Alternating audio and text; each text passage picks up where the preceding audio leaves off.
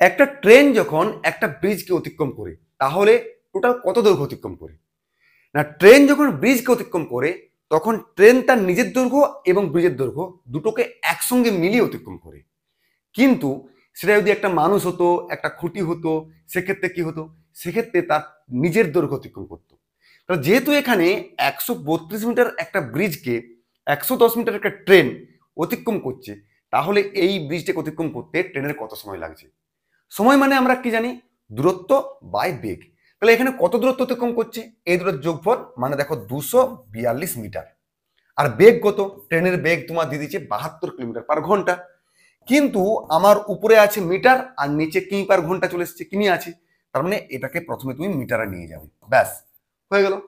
তাহলে 4×8=72, 2 কাটো আর এখানে 2 কাটো, 12 আর 1, তার মানে দেখো উপরে আছে 121 আর নিচে 10, তার মানে তোমার সময় লাগবে 12.1 সেকেন্ড। অর্থাৎ option B is the right answer. Clear?